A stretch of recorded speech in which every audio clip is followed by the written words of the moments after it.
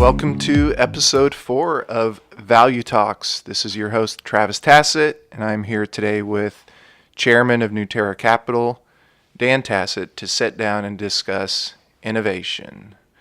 So Dan, we talked the other day briefly about innovation and what it means and just all aspects of it. And I think you rattled off 4 or 5 different components that you felt were important to foster that environment.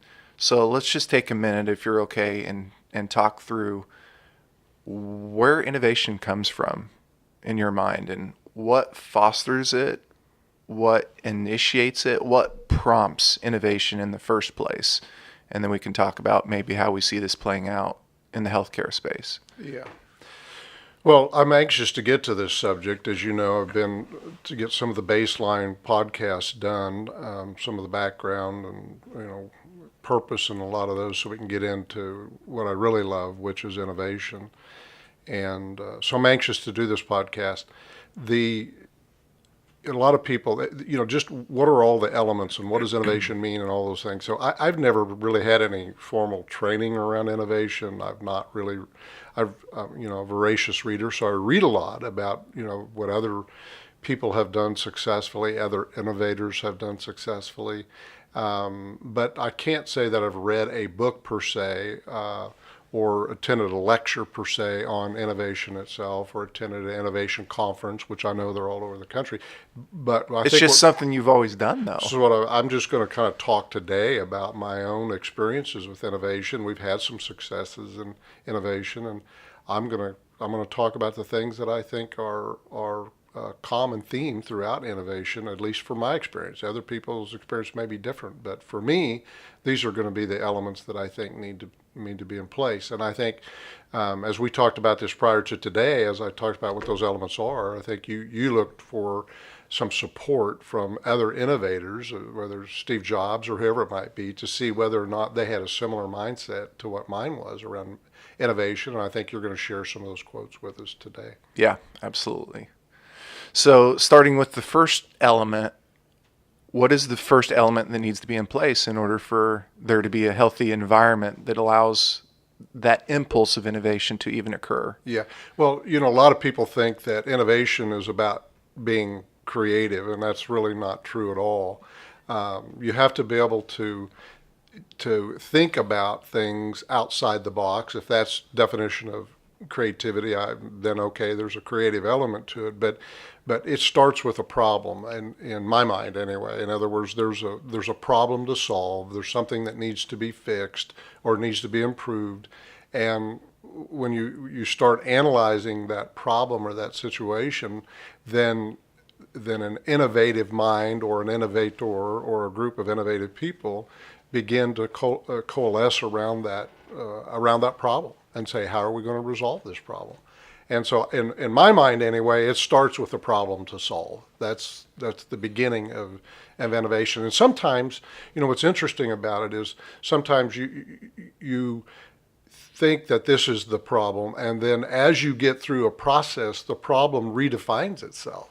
And what was initially the problem at the beginning, you're kind of discovering isn't really the problem at all. It's really something else, but it still leads to a problem to solve one way or another. In my mind, that's the beginning of innovation.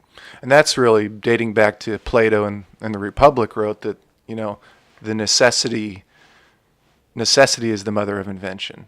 And so without that problem, without those constraints imposed upon us, we really don't have the impulse to find the solution. And I forget the other quote that there is, but or who this quote is by, but the problem named is the problem solved. So in order to really define what the issue is, that's usually where our creative impulses come from. Yeah, and that's what I was saying, was sometimes you think you know what the problem is. But it may shift and change. But ultimately when you name the problem, and then you can start the innovation process. And I think there's another interesting element to it. That you have to kind of look at the space that you're talking about, and I'm sure we'll talk more about that's one of the most important things, understanding that space. But as I said, I'm not really big on saying being creative is equivalent of being innovative. It's not.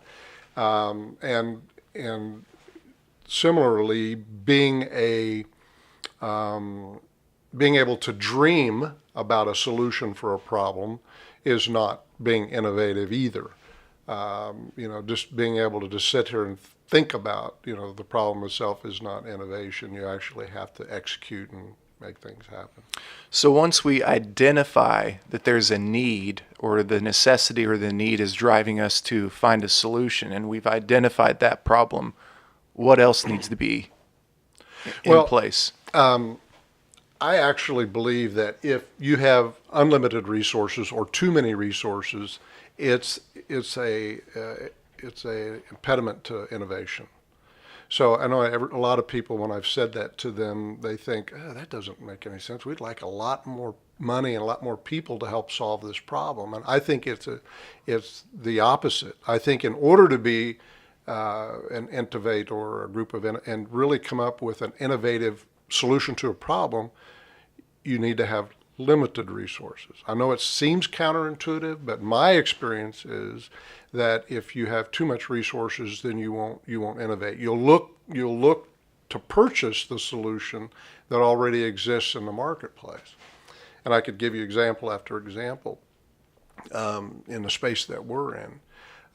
So if you lack resources, money, then you can't purchase existing resources out there. You'll create, you'll dream about and innovate solution to a problem that will end up being much more innovative than it would have been if you had unlimited resources. So I think the second element to innovation, solving problem number one. Number two is do it with limited resources. Yeah. I mean, without that necessity, we wouldn't really have that creative impulse. And Jeff Bezos has a quote, one of the only ways to get out of a tight box is to invent your way out of it. So we really need to have those constraints in order to foster that. So how do you view, with those limited resources, with there being a need and the problem being identified, what are some of the other components that really foster innovation? Well, when I hear certain companies or people say failure is not an option, Yeah, I've heard that. I just laugh internally and saying that if that is not an option, you're not innovating. So in my mind, you have to have a willingness to make mistakes. You have to have a willingness to fail. I'm not saying you necessarily have to fail. I'm not saying you necessarily have to make mistakes, although there's a lot of argument to be made, and there's a lot of great innovators in the world that would say that, what's the quote by Benjamin Franklin? Do you remember what that is? The 10,000 ways? Yeah. Well, that's an Edison quote. Edison Found 10,000 ways not to make the light bulb before I figured out how to make a light bulb. So he essentially failed his way to success. And so, but for me, you have to have a willingness to fail. You have to say, otherwise you're not innovating. So again, I think there's probably quotes by Jobs along this line. I've heard several. I don't know if you can quote any of those or not, but I know one that I like is sometimes you have to, in order to innovate, you have to make mistakes. And so I know Steve Jobs has said that specifically. So, but I don't know if I would go that far, but I know in my experience you have to be willing to fail. Otherwise, you're not innovating. Period. I mean, when one is experimenting and trying and figuring out and testing, I mean, with that, there's going to be some failures, some lessons learned, but hopefully they're not big failures. But those failures are how we actually, make mistakes. Is actually how we learn and how we figure out. Yeah, and I would want to add one more element to that, and you have to be willing to fail, but what you want to do is you want to fail quickly. Fail quickly and fail often. Yeah, and then pivot, go to the different potential solution to the problem, and start innovating around that, the pivot, and keep moving forward. So we identify the problem. There's a need. We have limited resources, And then number 3, we fail quickly and we fail often in order to make mistakes and learn. What else do you see that Well, really drives innovation? You talked earlier about this need to kind of understand the space that you're in. Could Yeah, you say before understanding the space, I always kind of put that probably as number 5. But I think the way I describe it is you have to be willing to sit with a group of people, or you have to be willing to look yourself in the mirror and be okay with crazy ideas.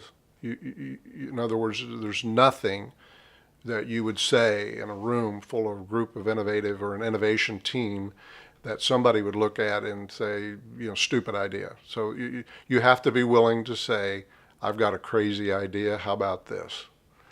And I think if you look at any of the great innovations of our time, I got to believe that there's somebody on that team or outside of that team would have looked at that and said, that's absolutely crazy. And I think that is the number one reason why it is so difficult to innovate inside of an existing organization, that a mature organization. You can say every company has to have an R&D department, because if you're not constantly, every product or service has a life cycle. And so if you don't have an R&D department and constantly reinventing yourself, then you're going to be out of business one day, because every product or service has a life cycle.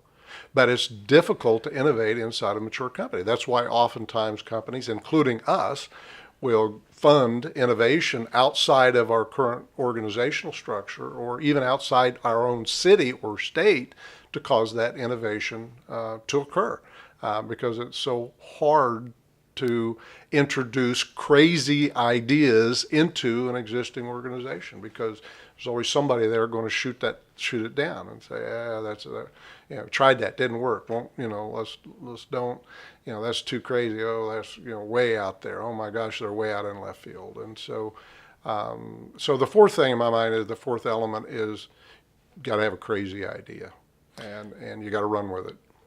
And why do you feel that there is that tension? Just because there is within let's say a mature organization, and the challenge of innovating within that, is that just because there's the status quo, the way things are, and there's a natural tension with challenging the status quo? Yeah, I mean, there's a combination of a lot of things. As you develop an organization, and the organization starts growing and it starts becoming an operating company, and passes the early stage, then you start getting types of people in the organization, which you should, that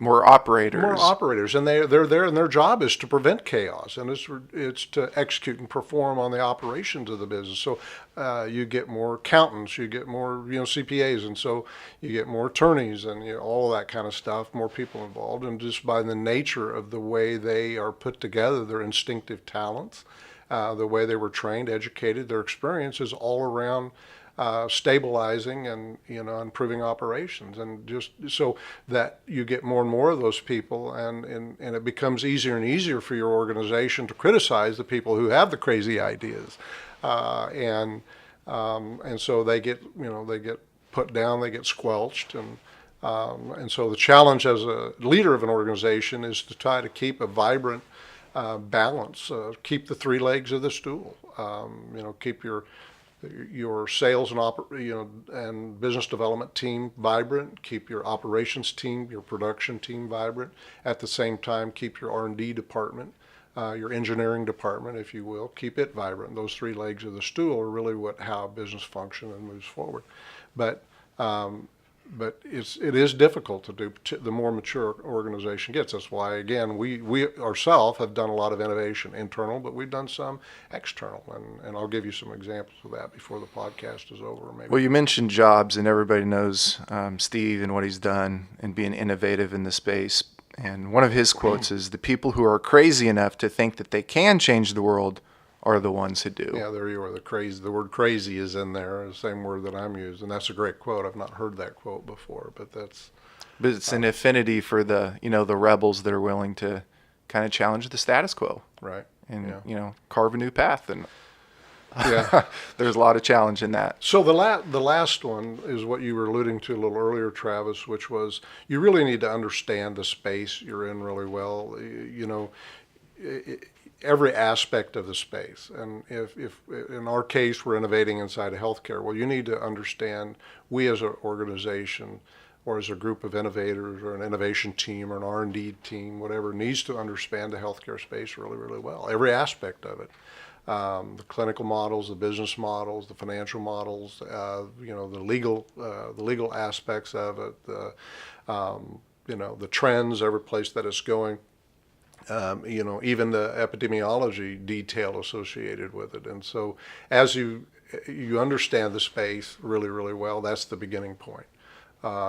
Because if you don't, then it's more and more difficult to be able to you know, identify a solution. First of all, even identify a problem if you don't understand the space. Identify a solution. Come up with a crazy idea.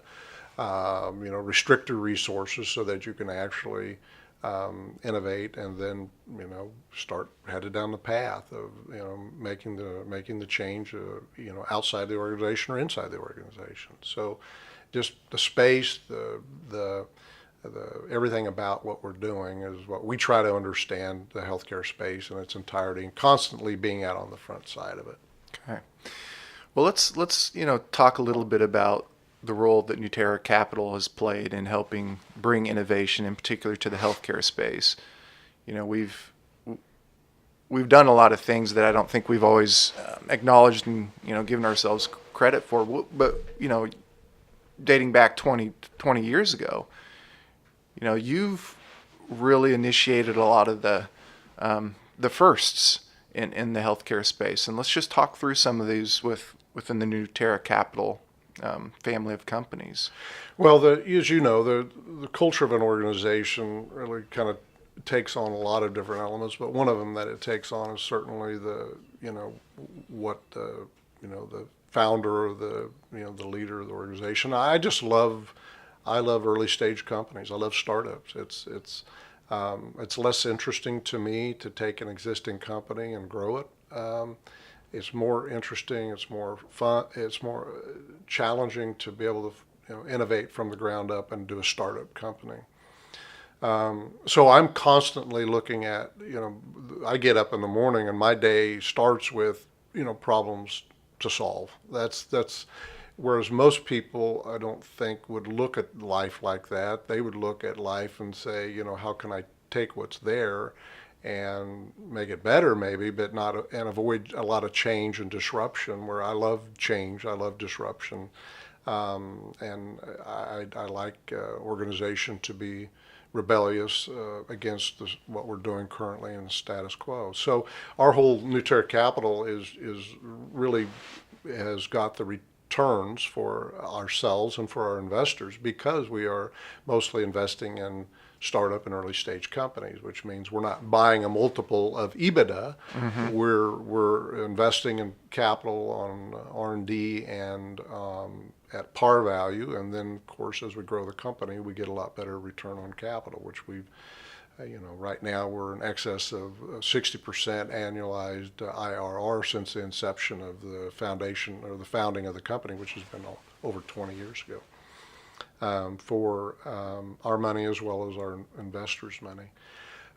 So, you know, for us to have a lot of firsts, you know, a lot of people would say that's pretty unusual, but when you are an early stage investor or a startup investor, an angel investor, it's probably not that unusual. So we do have a lot of firsts, and a lot of them fairly significant. Some of them may be not so significant, but all too numerous to mention. But I can mention a few. Yeah, please. Would you just? Well, one of the first things that we did early on in the company was to develop over 20 years ago the first a network of minority surgical facilities. At the time, you know, the concept of owning a majority, being a publicly traded company back in the early, you know, HCA, Columbia, Health South days, everything, you know, fairly easy to, you know, to do a, you know, an IPO or publicly traded company and own a controlling interest in, and then move forward, and you have control, you can make management decisions. But what we innovated was the first minority interest along with a long-term management contract. And so everybody said that we couldn't successfully operate with just management without having complete unilateral control over all the facilities, and so we've proven them wrong. The other thing that they said, that if you're able to successfully manage in a minority equity model and get the performance that you want in the facilities, both the clinical outcomes, patient satisfaction, as well as the keep your bottom line of those respective facilities moving forward, that you wouldn't be able to do it in an efficient manner with corporate overhead. That the larger and larger you got, your margin would continue to deteriorate. And I said, I think you're wrong. And we innovated a management model, a decentralized, centralized management model that several people, a lot of companies now have copied and replicated. But creating that centralized, decentralized management model allowed us to constantly improve margins, not have margins deteriorate, because we were able to keep our corporate overhead. So that was probably the first innovation that we did. Another one that I think was that has been significant is we opened in March 15th, 1989, the first surgical hospital in the United States.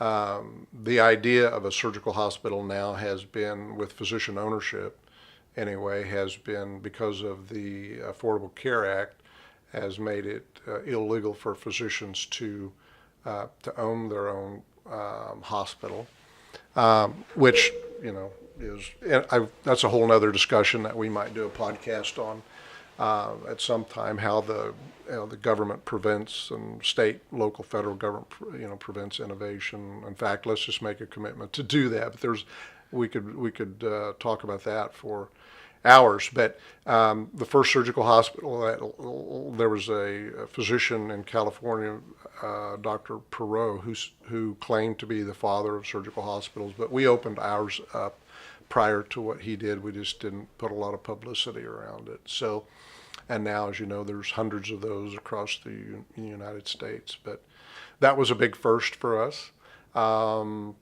Another first for us is we developed the first network of hyper-specialty ambulatory surgery centers, and really coined the definition. So there are multi-specialty surgery centers, there are single specialty surgery centers, right. But we developed the first hyper-specialty surgery center, which means specializing in only a procedure or two. And so in our case, that procedure number was 2. It was total hip replacement, total knee replacement, and we created the first hyper-specialty facility. So within the orthopedic service line, you're taking just 2 procedures. Right. And I'm convinced that that's the direction that the surgical space is going in the healthcare industry. As we know, that's almost a $900 billion industry, and I think the hyperspecialty is to surgery centers what surgery centers were to an inpatient hospital OR 25 years ago. So I'm convinced that it's becoming more and more specialized. And why shouldn't it? Because you can improve the value delivered to the payer, to the employer, and ultimately to the patient. Because of your value proposition, you're able to improve your clinical outcomes, you're able to improve the patient satisfaction scores, and you're able to decrease your costs by specializing in just a procedure or 2. And replicating that again and again, right? Just doing it. Yeah. So that was a first for us, and we're continuing to build out that network of hyperspecialty hip and knee facilities called Move, MUVE. So movehealthcare.com. So that was a first for us. Movehealth.com, right? Move Health, yeah. Yep, .com. Movehealth.com, yeah. So another first for us was, along with this, was in order for us to take on risk at these total hip, total knee facilities, we created the first care suites, which is an extension, a care model extension that is not hospital inpatient, and gives us the ability to keep those. Actually, we created the first of those. That was almost 15 years ago. And the industry wasn't quite ready for it, so we shelved it. At that time, we called it a hospital. So the industry wasn't quite ready for it, so we reintroduced it about 4 years ago, and now it's taking off. And so the idea of post-surgical, extended post-surgical care without being in a hospital bed, the care suites is a first for us. A more recent first is we have just recently, and there'll be a press release coming out on this shortly, the first prospective bundled payment warranty, 90-day avoidable complication warranty. So we're the first in the country to introduce that. We are currently doing that, and we're anxious to see that proliferate, not only across the country on total hip, total knee procedures, avoidable complication warranty, but on other procedures as well. So pretty long list. We're pretty proud of that innovation within our organization, within Nueterra Capital. And I could go on and on about other innovations that we're investing in. Technology, a lot of technology-related investments, but those are just a few. Well, I mean, there's a lot there, and I think, scheduling some future conversations where we can talk about, what the big buzzwords out right now are bundles, and what does it mean to have a bundle, a prospective bundle, and just quickly, what are your thoughts on the importance of having a warranty with that bundle? Well, because that's really something. Yeah, I mean, you've heard me talk over and over again, whether you're reading blog posts or whether you're reading or listening to or watching podcasts.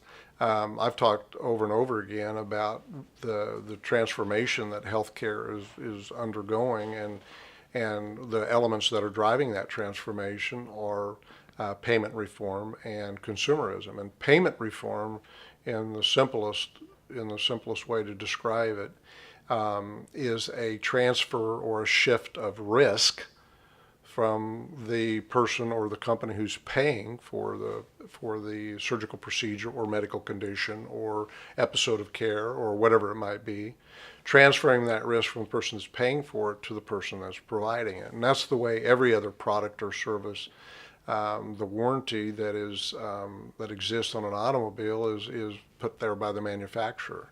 And so so payment reform is about the transfer of risk from the payer over to the provider of care. And in order to transfer that risk, the provider really needs to give a warranty to the payer. And I think the right warranty period is a 90-day avoidable complications warranty in regard to surgery. I think that warranty period will eventually extend to 6 months to a year and beyond. So in order for a provider, say a surgeon or an ambulatory surgery center or a hospital or whatever, to be able to provide that warranty, they're going to need some sort of reinsurance in case of any sort of catastrophic event, to be able to make sure that it's sustainable and they can continue to provide care and continue to provide that warranty. So that reinsurance warranty is, again, our first in the industry. We're very proud of that, and I think we're going to see it really take off here over the next 12 months. Well, thank you for sitting down with me today. That's certainly a nice list of firsts, and hopefully many more firsts to come. And in the next couple episodes, we can dive a little deeper into payment reform, consumerism, and talk about those a little more in detail. So thank you for your time today. You're welcome. Thank you, Travis. Yep.